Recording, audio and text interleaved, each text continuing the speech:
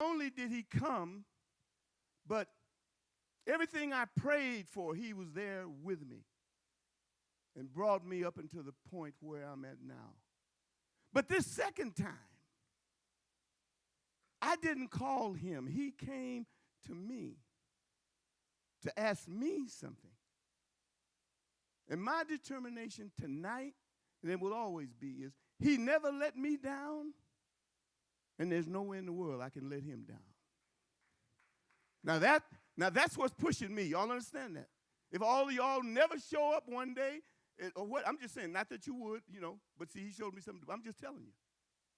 See, he came to me, and he recommended me for this mission.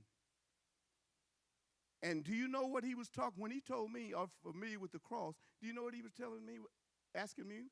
Was I familiar with suffering? Because that's what the cross represents. Now, y'all don't want to say nothing, but I'm going to tell you something. As a pastor, apostle, whatever it is, dealing with people is a job. Are you listening to me? But I got to be on my post whether the people are there or not. In the book of Exodus, chapter 15, just put that up here real quick, verse 1. These people had go to chapter 16.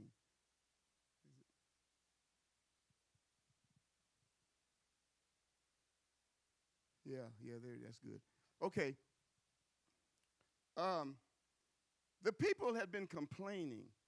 They were murmuring and chiding with Moses and said, look, you done got us out here to kill us. We told you you shouldn't have brought us out here. And Moses had came to the place where he was almost going to have a nervous breakdown. And the Lord told Moses, rather than stay with those people and listening to what they're doing, God told him to go on before the people. He said, now you cannot sit in their midst and listen to them complaining and murmuring like that, because all of that is going to get you down. And it says here, let me get my glasses out, my other eyes. I want to show you this.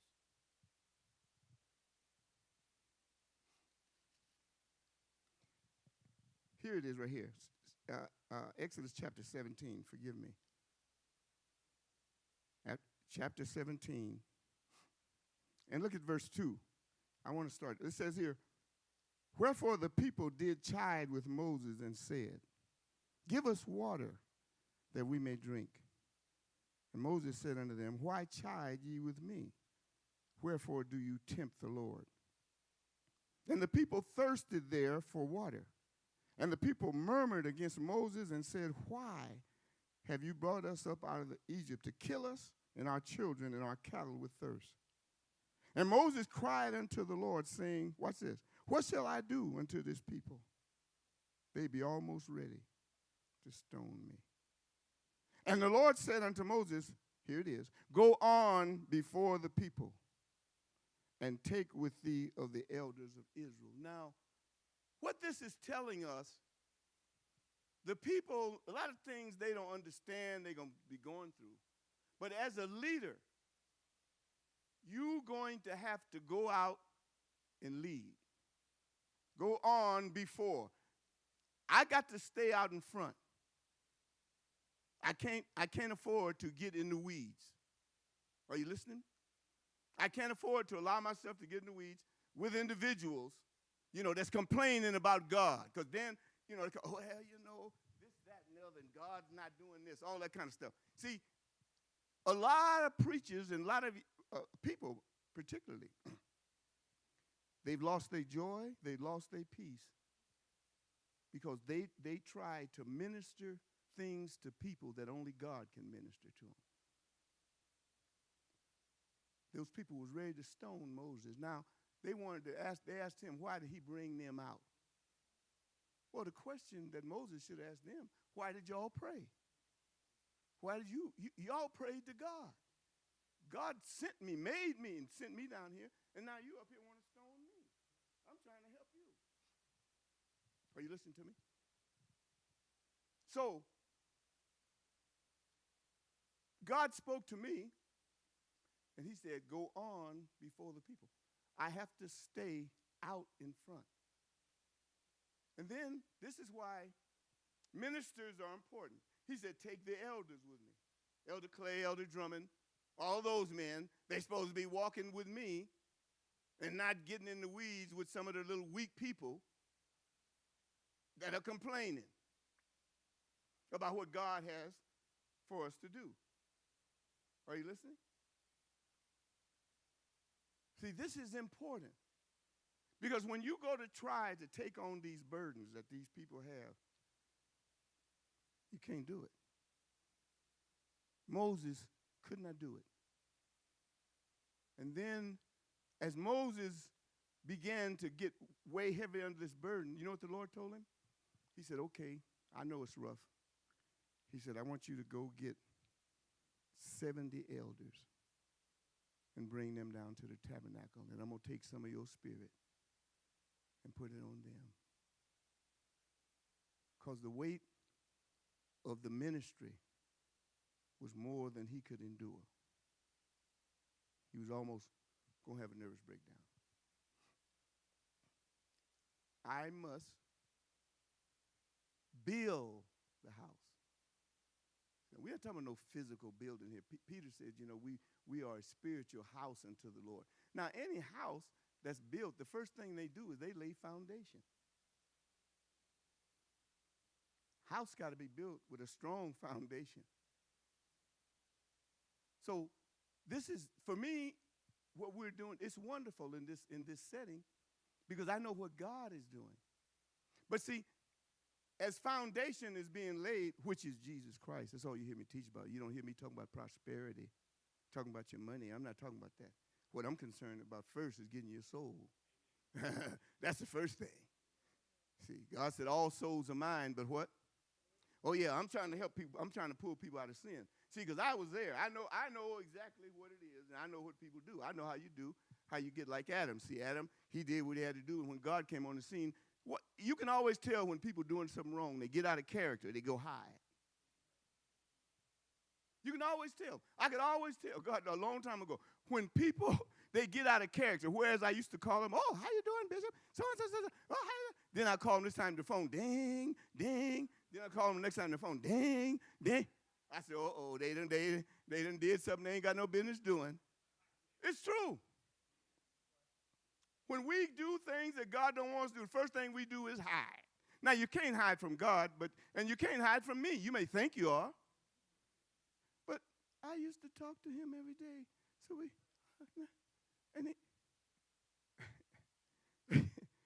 you see, so you cannot get out of character. You got to stay being that same person that you are. And so, now watch this. So we build the foundation. It's based on Jesus. It's Jesus. I can't tell you nothing else. I can't tell you how to get no money. Nothing. I tell you what the Lord said. The Lord said, give you tithes, give you offering. God has an economical system that's already put there. This is not about popularity. This is no beauty contest. It's nothing about that. It's about getting our souls right. See, that's what it's all about. So now, once that foundation is laid, then what I do, I pick, okay, I need to build this house, so I need some brick. So I got to look at the personality and see if you have the personality of brick, wood, or something else. See? Listen to this. Blessed is the man that does not, I'm just paraphrasing, this is what it means, that does not take the advice of the ungodly, nor sitteth in the seat of the scornful. That's Psalms 1. Nor standeth in the way of sinners, but his delight is in the law of the Lord, and in his law doth he meditate. Now go to the next verse. What does that say? And he shall what? You can't pluck trees up readily. When you are a brick personality, I'm just because I'm building, because what I'm trying to tell you is, see, you just can't throw a house together. You can't use just any kind of thing to build a house. Because, see, when the storms and stuff come, that house is going to fall. That's why a lot of them fall down. But if you take your time, you lay the foundation, and then you selectively choose the bricks. Watch me. Upon this rock, throw the church together.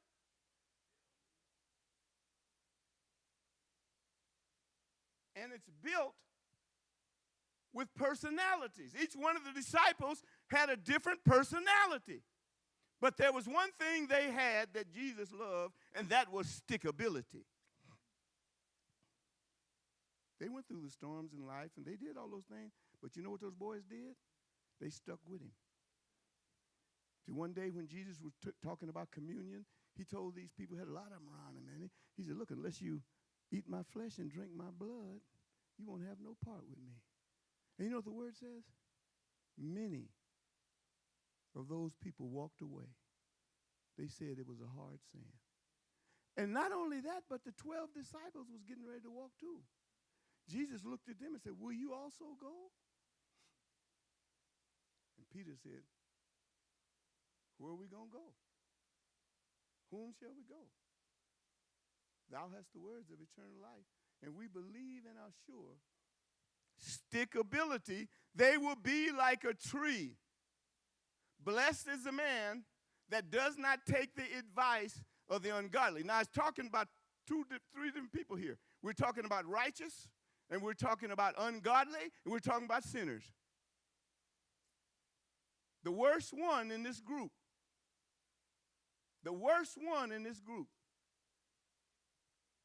you got a sinner, you got an ungodly, and a righteous.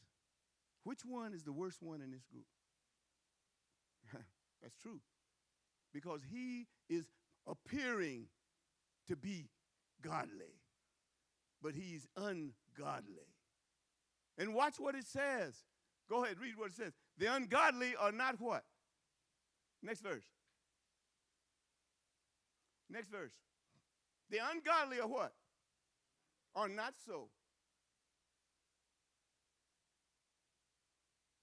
And see, it don't have to be like that, because all you got to do is just like Jesus said, when you come in here, all you got to do is wait until you be endued with power. Because see, you're not fighting. You know, I never heard so many people I listen all the time be talking about people hating on them. I don't know where these people coming from. Up in church preaching, people, you know what, you're haters. Haters in church? The Lord command us to love one another. What? There's no haters that's supposed to be up in here. But they preaching on the internet, you know, oh, yeah, you got you. And the people get up, just go, they crazy. And these people that preach this message that you all be listening to, just listen to them. They can always point out the problem, but they never can give you the solution. They don't never come back and say, yeah, you got this man did you wrong. They harp on that real good because they got a lot of silly women, and they, and all that stuff. You know, that's no different than looking at the soap operas during the day. That's them women. But they never come back and say, you know the solution to this person that's mistreating you, don't love you and all that? The solution is you living holy. See, they don't tell you that. See, that word holy, all you got to do is, if they can't say that, you know it's a dead cat on the line. Oh, yes. See, that's where we got him. See, the devil can't say holy. He can't say holy. Neither can he praise God. Neither can he pray.